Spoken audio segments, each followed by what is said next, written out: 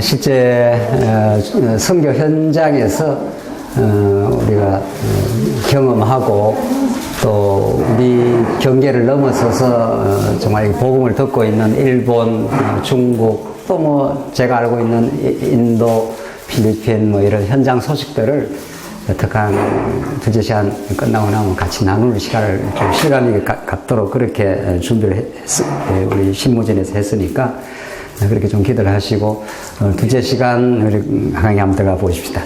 우리 첫 시간 하나님께서는 우리의 상상과 늘 생각의 범주를 늘 넘어서서 역사를 하십니다. 내 생각은 너희 생각과 달라서 동에서 서처럼 이렇게 멀다고 이사야가 그렇게 말합니다. 하나님 당신의 언약을 이루는 방식이 능력 많으신 분이기 때문에 얼마든지 일거에 하나님의 일시에 어떤 당신의 뜻을 이룰 수 있습니다. 근데 하나님 그렇게 안 하신다는 겁니다. 아까 보니 우리 기도하신 대로 우리가 하나님께서 우리를 약하게 만들어 놓고 하나님의 강하심을 이제 드러내는 거죠. 너희 가운데 문벌 많고 지혜 있는 자가 많지 않도다. 사도 바울이 고린도 교회에 주시는 말씀입니다. 약한 자를 들어서 하나님께서 강한 자를 부끄럽게 하신다고. 하나님이 약하고 우리 어리석은 죄인들이지만 하나님이 불러 당신의 손길로 들어 쓰시면은 얼마나 놀라운 하나님의 그 위대한 역사를 하나님 만들어내십니다.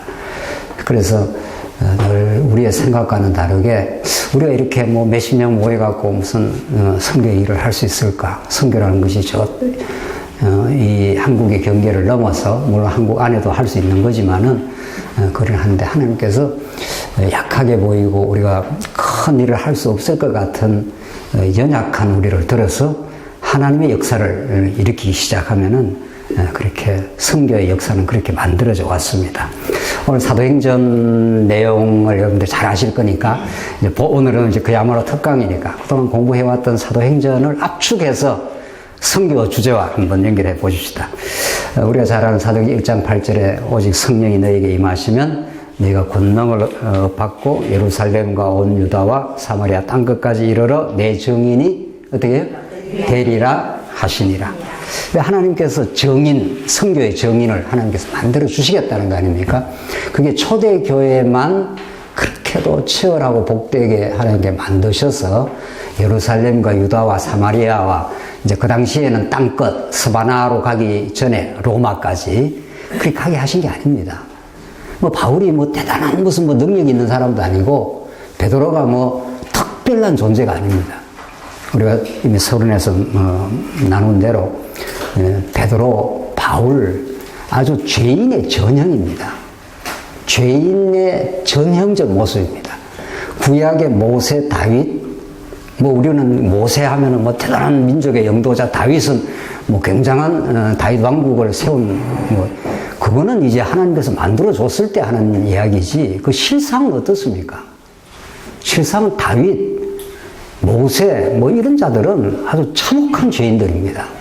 아주 그 충신을 죽음의 사주로 밀어넣는 다윗, 모세 사람 하나 때려 죽이고 도망한 사람입니다. 자기 의 때문에 뭐 그런 존재들을 하나님께서 쓰시는 거죠. 그래서 사도행전에 성령이 오시지 않으면은 복음의 증인이 될 수가 없다는 겁니다. 성령이 오셔야 너희가 권능을 받고, 이때 권능이라는 것은 우리가 뭘 할 수 있다고 하는 자만감을 때리 부수는 권능입니다. 그래서 성령 세례라 하지 않습니까? 요한은 너희에게 물로 세례를 주었거니와 그가 오시면은 뭘로 세례를 준다고요? 성령으로 세례를 준단 말이에요. 그러니까 성령을 받은 사람은 성령을 받으면은 권능을 받는다는 건데 그 권능의 의미가 뭐냐 말이죠. 이 부흥사들이나 무슨 뭐 신비주의자들은 무슨 뭐 대단한 무슨 인간적인 무슨 능력을 받는 천만의 말씀입니다. 성령 세례를 받는다는 뜻이니까 성령이 오신다는 건 물세례는 사람을 어떻게 하는 겁니까? 물속에다 집어넣어서 죽이고 살리는 거 아닙니까? 그게 예수님이 십자가에 죽으시고 부활하실 것에 대한 예표 아닙니까? 우리도 예수와 함께 어떻게 해요? 옛사람은 죽고 속사람이 살아나는 그게 세례입니다. 성령으로 세례를 받는다는 거 아닙니까? 성령으로 권능을 받는다는 건 내가 뭔가 할 수 있다는 자만감을 부수는 권능입니다. 그래서 내가 아무것도 아니라는 걸 고백하게 만들고 하나님의 능력으로 이제 부활의 능력으로 새 생명으로 우리를 쓰시는 거죠. 그러니까 뭔가 내가 할 수 있다라든가 내가 무슨 뭐 지혜가 있다라든가 이건 성령이 역사하시면 그걸 부수입니다. 부수고 들어오는 역사죠. 모세도 그랬고 다윗도 그랬고 사도 바울도 그랬고 사도 바울이 얼마나 내가 바리새인 중에 바리새인이라 율법 학자 중에 학자라 이 말 아닙니까? 그런 걸 다 부숴버립니다. 너가 알았던 것은 너 의를 세우려고 했던 거지. 그래서 그걸 부수고 예수에게로 붙여가지고 예수의 사람이 되게 만드는 거죠. 그게 성령의 권능 혹은 성령 세례 이런 뜻이죠. 여러분 어제 갔다 성령 세례를 받은 사람들 아닙니까? 그래서 진리를 자꾸 깨달아가면은 내 자만심, 내가 뭐 할 수 있다는 거, 내가 너보다 더 낫다는 거 이런 생각들을 부수고 들어옵니다. 그래서 하나님 앞에 내가 아무것도 아니지만 하나님이 쓰시면 놀라운 능력을 하나님께서 발휘하겠죠. 그래서 사도 바울 같은 사람이 지칠 줄 모르는 선교의 정인이 된 거죠. 예루살렘 가면 죽인다고는 결사하게 하고 내가 예루살렘도 보고 로마도 봐야 된다. 이게 어디서 나온 겁니까? 사람 죽는다 하면 다 두렵습니다. 우리가 이렇게 예수를 믿어도 암에 걸렸다든가 뭐 죽는다든가 하면 두려운 게 인생입니다. 육신의 생명을 갖고 있기 때문에. 그러나 바울이 인간적 두려움이 있었겠지만 하나님이 성령으로 붙들어 주어서 로마를 향해서 두려움 없이 예루살렘을 해서 두려움 없이 전진을 합니다. 죽여! 나는 예수 안에 살아난 사람이야. 이게 성령 세례를 받은 사람입니다. 그래서 하나님이 하나님의 나라를 이루십니다. 그게 이미 아담에게 3대 언약을 한 거 아니에요.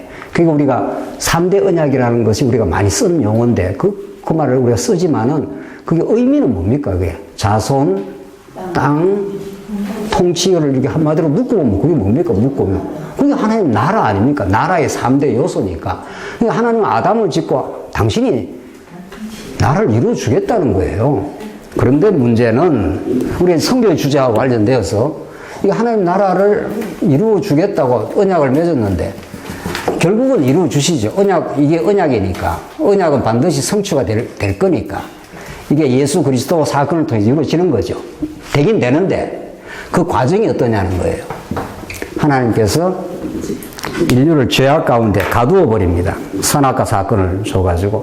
그래서 이 에덴 동산에서 하나님과 함께 누렸던 그 참 안식을 에덴 동산이 하나님 나라 있구나 7일째 안식을 하나님이 쉬셨더라. 이게 하나님의 언약이 이루어지면 그 하나님의 언약, 하나님의 통치가 이루어지면 우리는 참 안식이 있는데 선악과를 따먹고 아담이 범죄하고 말았습니다. 그래서 당장 두려움이 찾아오고 당장 부끄러움이 찾아왔습니다. 그래서 숲을 뒤로 숨지 않습니까? 그러니까 모든 인간은 그 심리의 뿌리에 두려움과 부끄러움이 딱 자리하고 있습니다. 부끄러움이라는 건 자기가 작다 이 말입니다. I am small 이런 뜻이에요. 자기가 자꾸 작다고 느끼고 위축을 하는 거죠. 그러니까 자꾸 허세를 부리는 겁니다. 더 많은 명예, 더 많은 권력, 더 많은 이 세상의 힘은 내가 작다고 느끼는 사람일수록 더 많이 허세를 부리는 거죠. 그러나 예수 안에 들어오면 그런 허세가 필요가 없는 거예요. 예수가 나의 힘이요. 예수가 나의 지혜니까. 그렇잖아요. 그래서 이 죄라는 게 우리가 상상 이상의 힘을 갖고 있습니다. 이게. 우리가 상상하는 이상의 하나님의 가장 능력이 많으신데 그 능력 많은 분이 우리를 죄악 가운데 딱 가두어 두면은 모든 사람이 불행해지고 어리석어집니다. 그래서 내가 뭔가 하나님 노릇을 하면서 불안해합니다.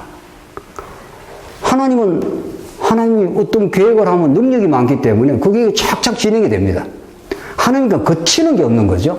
근데 인간은 능력 없는 사람이 욕망의 계획을 떡 세워놓고 그게 안 될까봐 늘 불안해하고 전전긍긍하고 우리가. 그래서 아까 번에도 말씀드린 대로 죄가 어떻게 했습니까? 욕심이 잉태한 적 어떻게 돼요? 죄를 낳고 죄가 장성한 적 사망을 낳는다. 이게 인간의 코스입니다. 욕심이 잉태한 적 뭐를 낳고요? 죄를 낳고 죄가 잉태한 적 잉태한다는 건 점점 자란다는 거예요. 그러니까 인간이 가는 길이 요 길입니다. 이게 타락한 인간이 가는 길입니다. 이게 딱.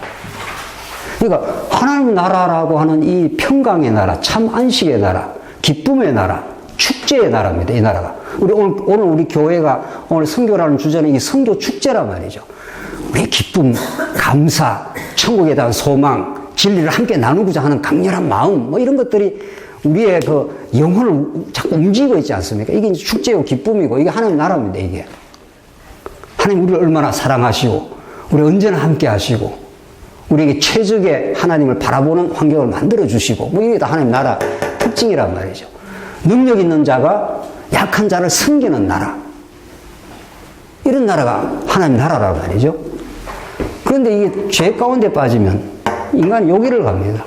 욕심이 잉태한 적 죄를 낳고 죄가 장성한 적 사망을 딱 사망의 코스로. 그러니까 욕심이 가득한 우리 인생은 언제나 불만족합니다. 만족이 없습니다. 불만족하거나 어떤 게 목심이 내가 생각하는 목표, 목적이 이루어지면 그때 당장 찾아오는 게 지루함이라는 게 찾아옵니다. 큰 집을 사고 싶습니다. 작은 집에 살 때는. 큰 집을 샀는데 며칠 못 간다는 거, 이상하게 그게.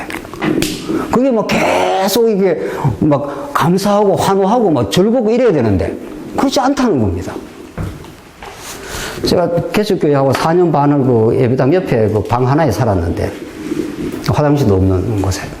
그래 이제 살아고 뭐, 근데 그때는 그게 고생이 아니었어요. 그냥 뭐 하나님께서 이렇게 주면 이렇게 살았습니다. 근데 겨울이 너무 추웠습니다. 그 겨울에 애를 들쳐업고 주일날 되면 청소해야 되니까 워낙 힘드니까 애를 들쳐업고 어디입니까? 찜질방으로 그 하루 피신해 갖고 찜질방 가면 우리 아이가 너무 좋아했습니다. 아, 따뜻한 데 왔다고. 그러고 주일날 저녁만 되면 그 애를 들쳐오고 하는데 제가 전에도 한번 이야기 했는 것 같은데 하루는 가니까 그 아주 추운 1월 달인가 그랬어요. 바람 샴시 불고 이제 성도님들 다 이제 집으로 다 가고 이제 대충 청소하고 애를 울고 그러니까 오늘 공휴일, 뭐 휴일 이렇게 돼 있더라고요. 확 눈물이 확 나더라고요. 세상에 이거 애를 들고 어디로 가야 되나. 이거 추운데 이거 말이죠. 지금 뭐 이야기하다가 지금 줄기를 잃어버렸네. 지루함. 네. 네. 그래서 아유 이거 들어가야. 그래서 안양으로 또 택시를 잡아 타고 또 다른 그 찜질방으로 이렇게 돌아다녔는데. 그게 그때는 고생스럽기도 했지만은 그게 뭐 그럴 수도 있지. 그러나 그게 큰 고생이 아니었습니다. 그래서 어떻게 해서 교회에서 조그마한 사택을 사줘갖고 조그마한 아파트로 갔는데 그날 밤 두 사람이 자지를 못하고 말이죠. 너무 좋아갖고 그게 한 4, 5평 된 것 같은데 말이죠. 한 4년 반을 그렇게 겨울을 그렇게 보내다가 그걸로 가니까 너무 좋더라고. 세상에 이런 천국이 따로 없다. 뭐 이런 거지, 기분 항상. 근데 한 일주일 좀 지나가니까 그게 뭐지, 그냥 그 아파트 14평짜리 그 아파트가 그 천국일 리가 있습니까? 그게 그냥 아파트지. 이 천국은 주관적 느낌이거든요. 신앙이 찾아오고 예수 안에 있다는 소식, 그가 나를 사랑한다는 그 신앙의 내면에서 막 솟아나면 그게 천국이 되는 건데, 외부적인 거는 한 일주일 좋았다가 일주일 너무 안 가더라고요. 일주일은 좀 더 간 것 같아요. 한 달은 간 것 같은데, 그 여운이 약간, 이렇게 따뜻한 데 살 수도 있구나, 이 겨울에. 춥지 않는 데서. 추워갖고 막 이불을 확 뒤집어 쓰고, 우리는 또 추위 엄청 타는데 말이죠. 그러다가, 한 달을 못 갑니다. 한 달을 세상에.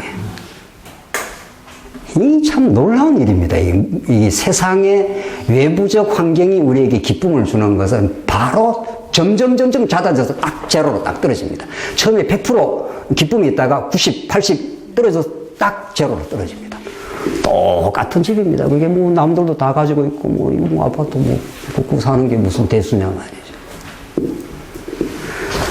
그래서 해답 없습니다. 절대로 해답 없습니다. 어디로 가면은 욕심, 죄, 딱 사망에 딱 떨어집니다. 그래서 생명에 약동이 있을 수가 없고 희열, 감사, 우리 천국의 기쁨은 항상 뭐라 그럽니까? 기뻐하라. 그게 뭐 세상 것으로 기뻐하라고 항상 기뻐하라는 말이 거짓말 아닙니까?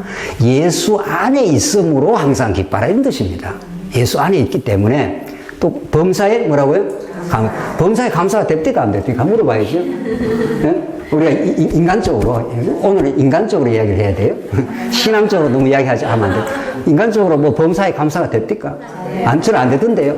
뭐 내한테 뭐 좋은 일이 있거나 뭐 좀 뭐 우리 아이가 뭘 좀 직장을 잡았거나 이런 거 엄청 좋다가 또 어려운 일이 있으면 뭐 당장 마음에 좀 우울하고 슬프고 한대요. 범사 감사라는 건 예수 안에 있기에 예수 안에서 영원한 소망을 누리기에 그분을 배우기에 범사의 모든 환경이 하나님을 배우는 최적의 환경이기에 감사하라 이런 뜻이지. 예수 밖에 있으면 그게 감사가 되겠냐고요. 지 좋으면 감사했다, 지 싫으면 당장 불만이 나오는 게 우리 인간인데 그냥 해결 안 됩니다. 죄는 생각보다 깊습니다. 우리가 인간이 죄인이라는 것은 우리의 상상 이상의 깊은 우리의 존재를 거론하고 있는 겁니다. 하나님과 같이 되면 절대로 만족이 없어.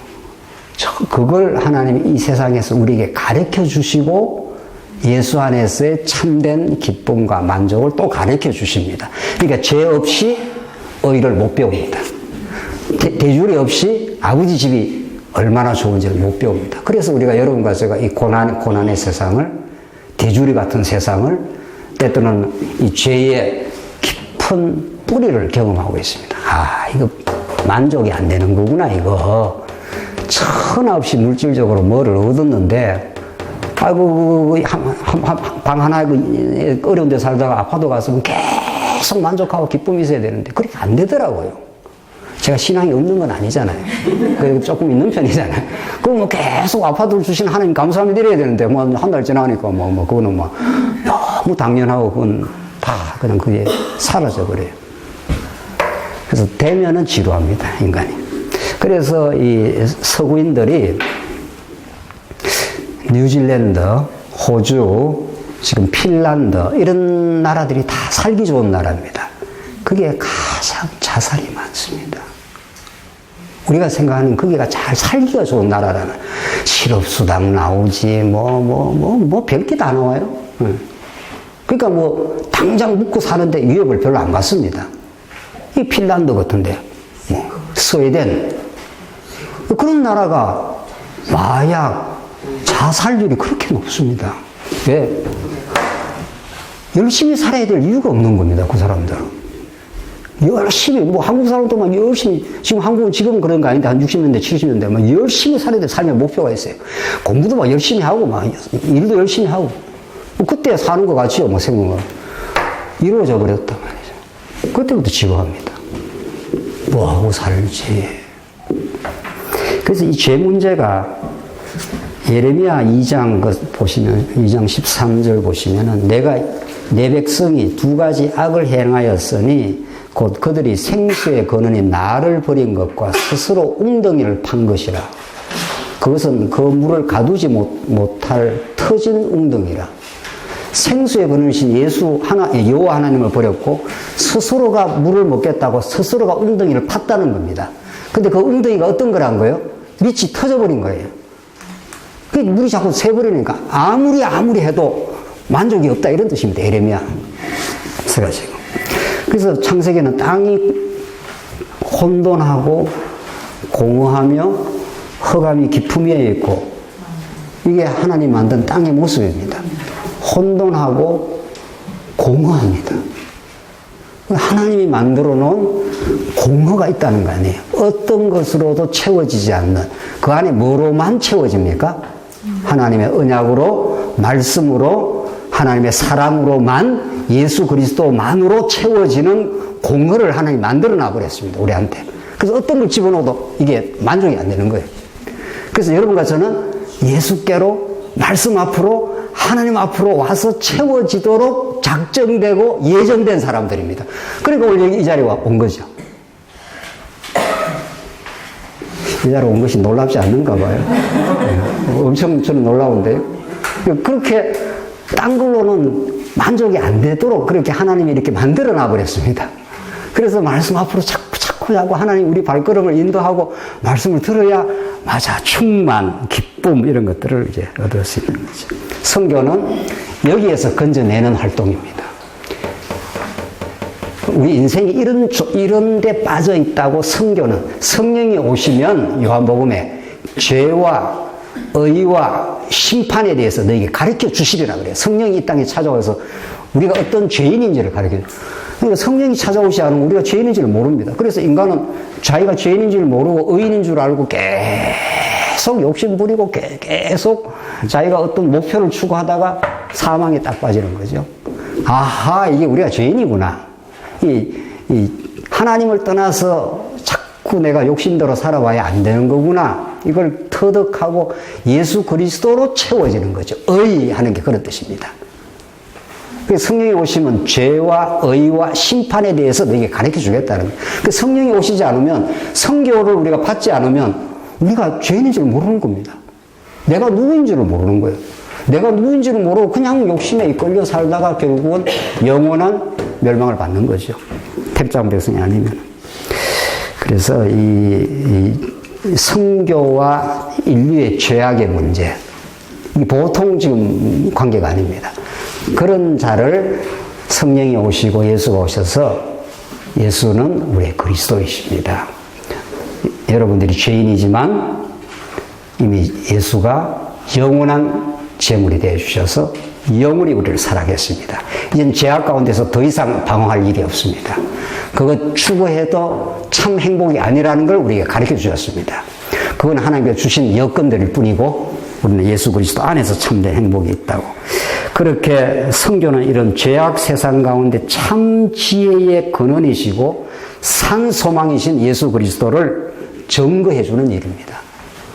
그러니까 보통 이 사건이냐고요. 선교라는 주제가 완전히 어둠과 죄와 사망 가운데서 어디로 가야 되는 건지, 어디에서 참 행복이 있는 건지 이런 걸 아무도 가르쳐 주지 않습니다.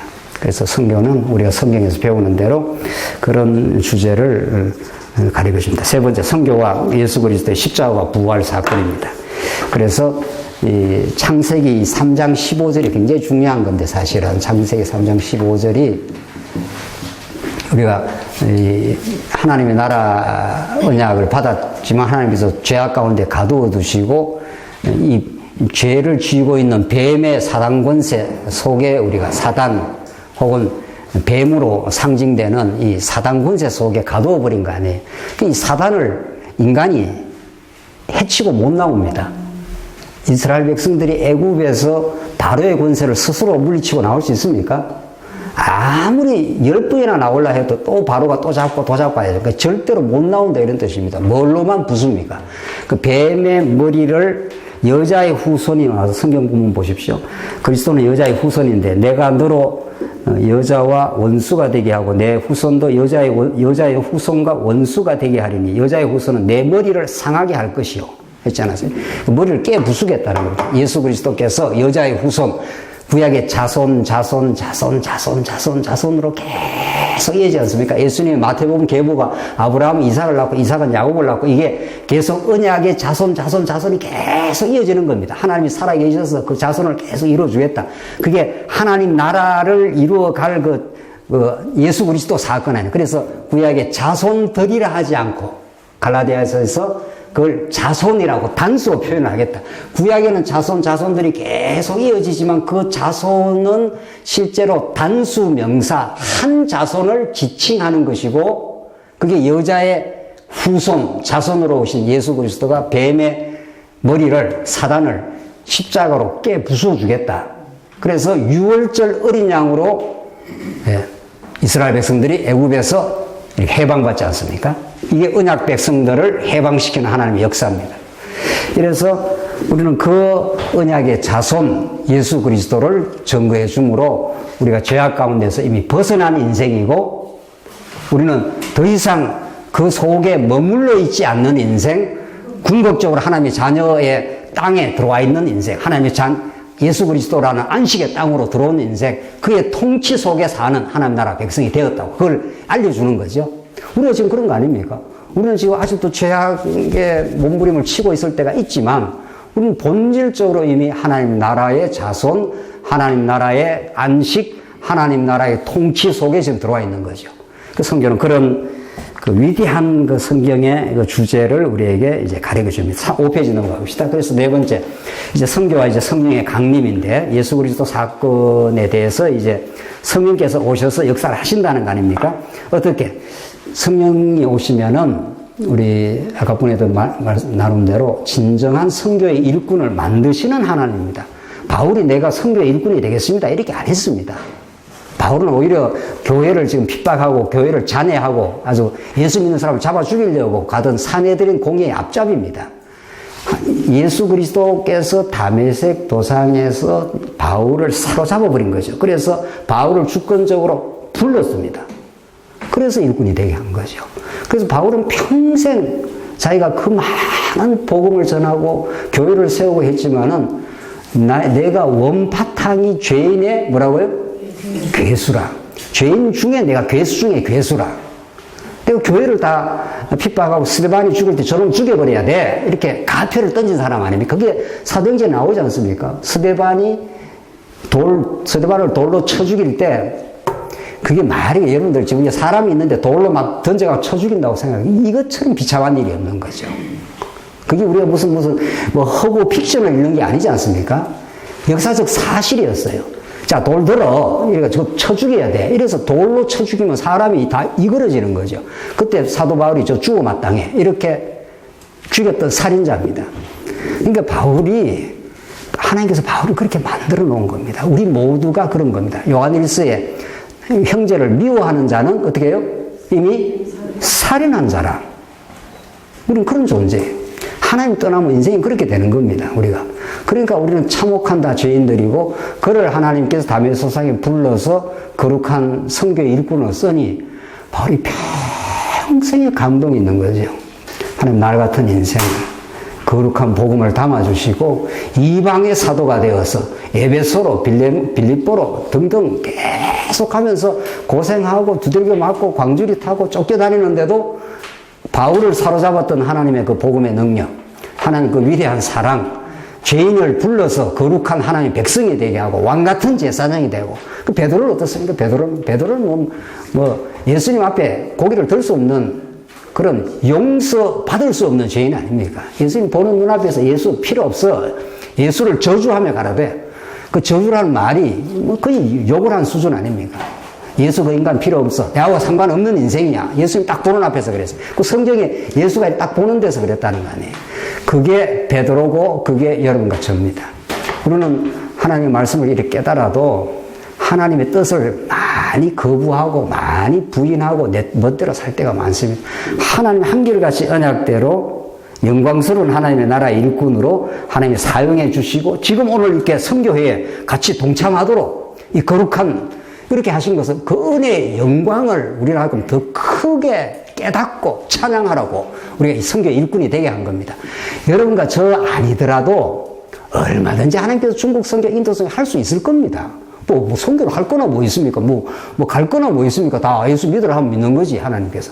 근데 여러분과 저를 하여금 이렇게 선교의 일꾼이 되게 하고, 우리가 기도하게 하고, 하나님 우리가 이렇게 조그마한 협력이지만 이 아름다운 거룩하고 소중하고 아름다운 일에 동참케 해서 감사합니다.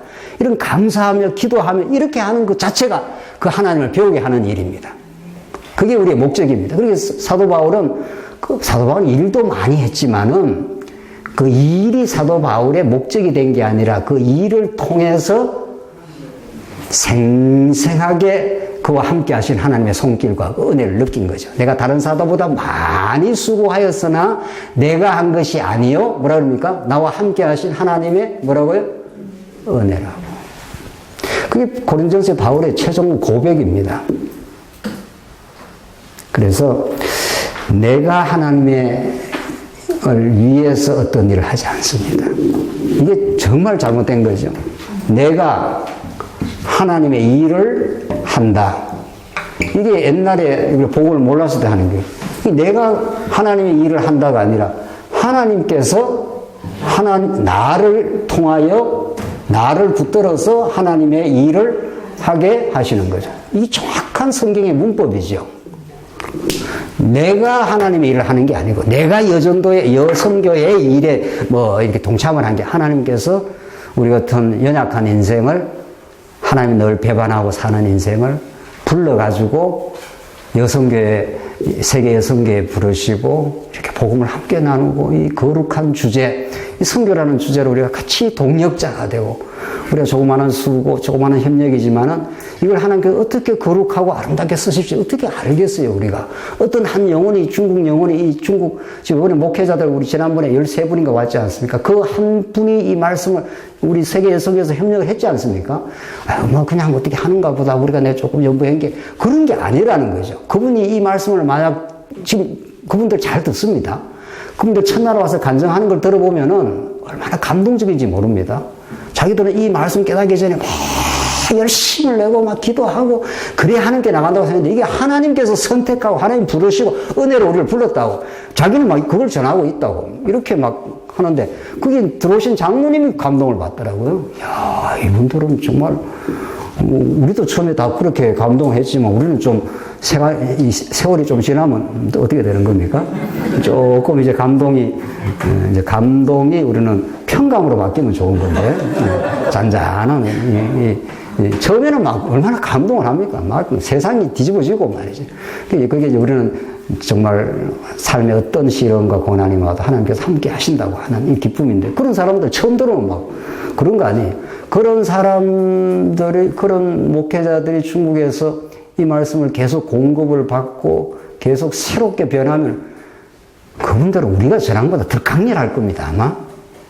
중국이라는 이 척박한 곳, 그곳에는 막 말씀을 들으려고 막 번쩍번쩍 하지 않습니까? 듣는 사람들이. 중국에 가서 복음을 전했을 때는 하루 종일 전해도 안 지칩니다. 왜냐하면 받는 사람들이 막 계속 이렇게, 근데 받는 사람이 이렇게 좋은다든가, 이제 별로 반응이 없다든가, 이러면 전하는 쪽에서 에너지가 이렇게 이게 나다가도, 그냥 그렇구나, 이렇게. 그럼 저쪽에서, 아멘. 이제 중국은 또 스타일이 그래요. 저랑은 너무 아멘을 많이 해서 이게 강론이 끊어질 정도로, 아멘. 그렇지, 잘 받아들이니까, 하루 종일 강의해도 별로 안 지치는 거죠. 그 에너지라는 게 주고받고 하는 겁니다, 실제로. 이게 전달되면 저쪽에서 막 말씀을 받고 하나님 살아계신다고, 하나님 이렇게 신실하냐고. 우리가 뭘 하는지 해야 되는 줄 알았는데 하나님이 우리를 이 거룩한 하나님의 일로 베드로를, 사도 바울을, 모세를, 다윗을 이렇게 구약에도 다 선교가 있는 거 아니에요. 구약에도 전부. 신약만 있는 게 아니라. 그래서 정말 그런 우리가 이 조그만해 보이는 우리 선교의 활동이 우리 약해 보이는 선교의 활동인 것처럼 보이지만 그렇게 보면 하나님이 안 보인 거 아닙니까? 너희 가운데 문벌 좋은 자, 지혜로운 자, 능한 자가 많지 않도다. 하나님은 약한 자를 들어서 하나님께서 일하신다고. 이게 고린도 전후서의 핵심 메시지입니다. 복음의 진수입니다. 내가 약할 때 바울을 하나님께서 가시를 옆에 붙여놔가지고 그게 너무 괴롭고 힘드니까 무슨 병인지는 몰라요. 학자들이 그게 무슨 눈병인지 무슨 허리병인지는 몰라. 너무 괴로운 거예요. 그 가시가 보통 괴로운 가시가 아닙니다. 그래서 3번이나 하나님이 좀 이 가시를 없애달라고. 하나님이 정말 우리 생각하고 너무 다르지 않습니까? 바울처럼 열심히 복음 전하는 사람한테 막 건강도 충천해야 되는데 말이죠. 이 가는 데마다 두들겨 맞고, 약하고, 병들고, 가시가 있고 이러니까, 사람들이 바울을 제대로 인정을 안 해주면 이리 쫓기 저리 쫓겨다녔습니다. 하나님께서 뭐라고 했습니까? 내 은혜가 내게 족하다고. 바울 입장에서는 이런 걸 바울 입장에서는 너무 억한 소리를 하는 거죠. 너무 섭섭한 이야기죠. 내가 지금 복음의 사도가 돼서 이렇게 열심히 복음을 전하면, 좀 가시를 빼줘갖고 아주 강건하게 만들어갖고 막 힘차게 복음을 전해야 될 건데, 이거 뭐, 가는 데마다 힘들지, 뭐, 가시가 몸에 있지. 그런데 바울이 그걸 깨달아 버렸습니다. 내가 약할 그때에 그리스도가 내가 강하게 만드시는 분이라고. 그래서 내가 약한 것을 자랑하게 되더라고. 네. 그리스도의 능력이 더 온전하게 되기 위하여. 여러분과 저를 하나님께서 붙드시면은 성도의 일꾼으로 부르시면 우리가 약하게 보이지만 하나님의 능력이 더 강하게 드러나기 위해서 하나님 역사를 하신다는 겁니다. 그래서 선교는 이 대적자들의 핍박을 통해서 역사합니다. 이게 우리 사도행전에 오늘 뭐 사도행전을 다 하는 게 목적이 아니고 그냥 간략하게 이렇게 복음이 전파될 때 사도행전에서 복음이 전파될 이 예루살렘과 유다와 사마리아로 이렇게 복음이 건너갈 때 이렇게 자연스레 건너가지 않았습니다. 그래서 엄청난 핍박이 나고 야고보가 목 날아가고 죽었지 않습니까? 그러니까 뭐 도저히 견딜 수가 없는 거죠. 그래서 막 이렇게 이방 땅으로 흩어져 나갔습니다. 자, 그러니까 이 유대주의자들이 지금 이 예수 믿는 사람을 엄청나게 박해를 가한 거죠. 근데 박해를 가했는데 바다에 강풍이 불면 그 돛담배가 어디로 빨리 갑니까? 빨리 어디 폭우로 가야 되잖아요. 그래서 순풍만 좋은 게 아니라 아주 폭풍이 밀어붙이면은 배가 그 풍랑을 인하여 더 빨리 간다고 그러죠. 우리 찬송에도 그게 있잖아요. 그래서 이 유대주의자들의 엄청난 박해 사건이 자연스럽게 복음이 어디로 넘어가도록 유대와 사마리아로 건너가도록. 그러니까 하나님은 누구를 쓰신 겁니까? 하나님은 누구를 쓰신 거예요? 아니, 저기 사도 바울 말고, 사도 바울은 뭐 늘 쓰는 사람이고, 이게 유대주의자들이 박해를 가니까, 사도 바울이 아니고 여기는 이제 흩어져 나가는 사람들인데. 그러니까 하나님 복음을 전파하기 위해서 우리는 사도 바울만 쓰시고 베드로만 쓰신다 이게 아니라 그 주변 환경도 다 하나님의 손길로 다 쓰신다는 거죠. 우리 주변에 일어나는 모든 일들이 우리를 하여금 예수를 더 의지하게 만들고 우리를 하여금 더 강렬하게 만들어가고 복음이 땅끝으로 전파되는 일에 다 쓰십니다. 그래서 모든 게 합력이 되는 거죠. 그 사도 바울이 이제 점점 뒤로 가보면은 나중에 로마를 가게 될 때 이때도 유대주의자들이 바울을 죽이려고 매번 모의를 하고 실제로 죽이려고 했습니다. 죽이려고 하니까 로마의 천부장이 이 유대주의자들은 바울을 지금 실형에 죽이려고 그랬고 로마 천부장은 이 사람을 사도 바울을 이렇게 살려줬습니다. 그러니까 사도 바울이 무슨 시민권이 있었습니까? 로마 시민권을 하나님께서 시민권을 미리 날 때부터 줬잖아요. 그리고 신문하는 너가 지금 로마 시민권이야. 그렇다고.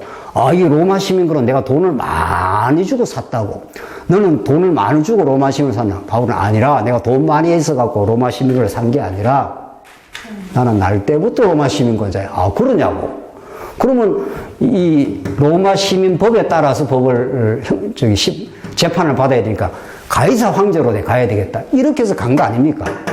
그러니까 사도 바울이 로마에 가서 선교의 이 놀라운 열매를 맺고 복음을 전파하게 되기 위해서 뭐가 다 동원이 되는 겁니까? 유대주의자들은 바울을 죽이려고 하고, 죽이려고 하니까 재판을 한 거 아닙니까? 재판을 하니까 바울은 이미 뭐가 돼 있습니까? 로마 시민권자니까. 그러니까 어디 한테로 갈 수밖에 없습니까? 로마로까지. 그러니까 바울이 로마로 갔습니까?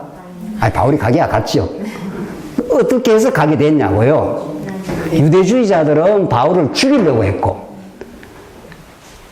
이 로마 제국주의자들은 바울을 묶어가지고 재판정으로 가야 되니까 이렇게 실어가지고 보호해가지고 어디까지 갔습니까? 로마까지 가고. 이게 누가 하신 일이에요? 그러니까 뭐 우리한테는 우리를 누가 핍박을 하든 우리를 뭐 보호를 하든 하나님의 거룩한 뜻이 이루어지는 거죠. 이게 우주의 드라마가 지금 이루어지고 있습니다. 여러분과 저의 삶 속에 핍박도 오고, 어려운 일도 생기고, 뭐 아픈 것도 생기고, 우리 장모님도 오셨잖아요. 장모님도 아픈데 또 권사님까지 아파. 뭐 이게 도대체 인생이 이게 설명하기가 어렵지 않아요? 두 분 중에 한 분이 좀 아파야 되는데, 뭐 두 분 다 아프셔. 뭐 이런 일들이 우리 삶 속에 계속 생긴단 말이죠. 예. 이 사도 바울은 가는 곳곳마다 이러는데, 드디어 영광스러운 로마 선교 급행 열차를 탄 거 아닙니까? 로마 병정이 호위해갖고 모든 길을 어디로 통한다고요? 로마로. 그리고 로마는 도로도 잘 닦아놓고 항로도 다 로마는 그걸 뭐 귀신 같지 않다는 말 써드리는지 모르겠는데, 다 로마는 그 일대를 전부 지배했던 로마 제국주의자들은 항로, 도로 다 만들어 놨습니다. 다 알고 있습니다, 그 사람들. 그래서 바울을 탑상 이렇게 들어가지고 이렇게 이제 물론 묶어서 가긴 하지만, 그러니까 하나님의 택한 백성에게는 하나님 놀라운 보호, 성교의 그 거룩한 뜻, 이런 것들이 안 이루어져 본 적이 없습니다. 여러분과 저의 삶 속에. 내가 꼭 성교를 해야 되겠다만 해서 되는 것도 아니에요. 그렇게 이미 여러분과 저는 그렇게 보호되고 있고, 때로는 어려움도 겪고, 점점 가는 길이 언약을 이루시는 예루살렘과, 같이 하십시다. 성령이 오시면 너희가 권능을 받고, 너희가 예루살렘과 유대와 사마리아와 땅끝까지 이르러 내 증인이 되리라 하신 약속이 그대로 착착 이루어지고 있는 거죠. 이거는 바울에게만 이루어지는 게, 바울은 그냥 모델 케이스예요. 성경에 나타난 모든 인물은 우리 예수 믿는 사람들께 모델 케이스 뿐이에요. 여러분과 제 인생이 지금 그렇게 가고 있는 중입니다. 계속. 여러분과 저의 가는 발걸음이 다 복음을 안고 간다면 그게 복음을 전하는 자의 발걸음이 거룩함이라 그렇게 말하고 있는 중이죠. 지금 결론입니다. 6페이지 성교와 우리의 기도 보십시다. 자, 우리 처음에도 말씀했지만 하나님의 작정대로 그대로 이루어집니다. 작정이 안 이루어진 적이 없습니다. 하나님의 작정과 예정하신 뜻대로 이 땅끝까지 복음이 전파되어 갑니다. 그러나 이 전파되는 고리고리마다 하나님이 선교의 사람들, 구름 같은 정인들을 사용하셨고, 그 사람들에게 어떤 간절한 기도의 내용을 줬습니까? 로마서 1장 9절로 10절, 내가 그의 아들의 복음 안에서 내 심령으로 섬기는 하나님이 나의 정인이 되시거니와 항상 내 기도에 쉬지 않고 너희를 말하며 어떻게 하든지 이제 하나님의 뜻 안에서 너희에게로 나아갈 좋은 길 얻기를 어떻게 해요? 구하노라. 그의 아들의 복음 안에서 바울이 예수를 믿어버렸습니다. 예수를 통해서 하나님 우리 아버지가 된 걸 믿었어요. 그분이 나를 이 땅에 보내시고 영원한 뜻을 이루시고 나를 사랑하시고 이 땅에 복음과 함께 살게 하시고 이 복음의 전파에 나를 거룩한 도구로 쓴다는 걸 알고 있습니다. 여러분과 저를 다 그렇게 하고 있는 겁니다. 그래서 복음이 열린 전도의 문을 열어주셔서 복음이 땅끝까지 전파해 되기를 우리는 간절히 구하는 간절한 기도와 우리의 마음, 그런 우리의 소망들, 우리가 이렇게 조그만한 협력들이 하나님의 복음이 땅끝으로 전파되겠지. 그렇게 되기를. 그래서 우리가 듣고 행복하고 삶의 가치를 느꼈던 이 소중한 그들에게도 복음이 전파되기를. 이런 그 선교와 기도. 그러니까 우리 세계 영성교회는 그런 기도하는 선교회가 된 거죠. 이미. 그렇죠? 그런데 우리가 완벽한 일치를 이룹니다. 그래서 그런 거룩한 그 선교라는 하나님이 주신 우리 주제를 우리가 가지고 모이면 이거는 완전한 일치를 이뤄요. 그래서 하나됨이라는 게 이루어집니다. 어떤 것도 이 세상에 우리를 하나되게 만드는 주제가 없습니다. 물질이 되든 명예가 되든 뭐가 되든 어떤 사람이 1등을 하면 어떤 사람이 2등하고 우리 축구도 이번에 준우승 하니까 별로더만은요. 우승하면 어떤 사람은 지는 게 있죠. 완벽하게 우리 모두를 하나 되게 만드는 주제, 복음, 선교 이런 겁니다. 그래서 마지막으로 선교와 이 동력자입니다. 자, 이 동력자 생각하면서 그 제일 밑에 사도행전 18장 1절로 3절 한번 보십시다. 그 후에 바울이 에덴을 떠나 고린도에 이르러 아굴라라 하는 본도에서 난 유대인 한 사람을 만나니 글라우디오가 모든 유대인을 명하여 로마에서 떠나라 한 거로. 글라우디오가 누굽니까? 글라우디오가 로마 황제입니다. 로마 황제가 유대인 추방령을 내렸습니다. 그래서 아굴라와 브리스기라 로마에서 추방돼서 어디로 왔다는 겁니까? 고린도로. 사도 바울은 쫓겨 와서 어디로? 고린도로. 그래서 사도 바울과 이 기가 막힌 목숨을 서로 내놓는 동역자 아굴라와 브리스기라를 만난 겁니다. 그걸 만나게 하기 위해서 누구의 마음을 움직인다고요? 글라우디오 황제의 마음을. 야, 이 유대인들 다 떠나가, 너희들. 그래서 쫓겨 와가지고 이렇게 고린도에 왔고, 그리고 지금 로마에서 고린도가 엄청 먼 곳입니다. 이 이탈리아에서 지금 그리스 땅이란 말이죠. 엄청 먼 곳이 비행기 타고 와야 되는 곳이라. 쫓겨져서 밀려온 우리 요즘 말하면 난민 비슷한 거예요. 배 타고 떼목 타고 막 도망치는 사람들 있지 않습니까? 그렇게 왔고, 사도 바울은 저 위에서 이렇게 빌립보에서 뭐 이렇게 내려와가지고 이렇게 고린도에 지금 만난 겁니다. 바울과 아굴라를 만나기 위해서 하나님이 누구를 쓰셔요? 로마 황제 글라우디오를. 그래서 선교를 위해서 그 당시에 로마 제국을 움직이고 있는 중입니다. 여러분들이 믿어지십니까? 지금 여러분과 저를 위해서 이 선교라는 주제를 위해서 뭐를 지금 움직이고 있겠어요? 뭐 중국 뭐 시진핑의 마음을 움직이고 있겠죠.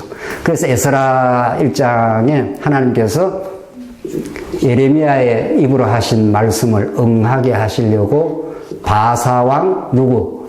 고레스의 마음을 어떻게 해요? 감동시키시며. 하나님께서 유대 백성들을 고토로 언약대로 돌아와서 하나님 여호와를 찬양하게 만드시려고 누구 마음을 움직여요? 바사왕 고레스의 마음을 감동시키시며. 지금은 중국의 시진핑 마음을 강팍하게 하시며. 지금 중국 교회를 어떻게 한다고요? 핍박을 하니. 핍박하면 어떻게 되는 겁니까? 더 순수하게 되겠죠. 또 언젠가는 또 풀리겠죠. 하나님께서 등소평 마음을 풀어가고 개혁 개방 정책을 하니까 우리 한국 사람들이 중국 왔다 갔다 하지 않습니까? 그래서 우리는 신문 보도 역사 세계 정치를 봐도 이게 선교의 뜻을 지금 이루려고 어떤 중국 지도자의 마음을 뭐 한국 지도자의 마음을 이렇게 움직여서 세계 역사를 지금 움직이고 있구나. 그 센터에 그 드라마의 주인공으로 누구를 쓰시려고? 사도 바울과 아굴라와 브리스길라를 위해서 로마 제국이 지금 움직이고 있는 거죠. 동역자가 지금 얼마나 많습니까? 옆에 얼굴 한번 보십시오. 이렇게. 이 동역자들의 오늘 모임을 위해서 이 한국의 역사, 하나님께서 역사를 움직이고 있습니다. 이게 실제 사건이에요. 이게 뭐 황당한 이야기가 아니에요, 절대로. 성경이 그렇게 말하고 있는 거니까. 그렇게 선교의 동역자가 된다는 것은 우리가 평생 함께 나눌 주제가 생긴 겁니다. 우리는 이렇게 복음을 들어서 기쁨과 감사가 있다고.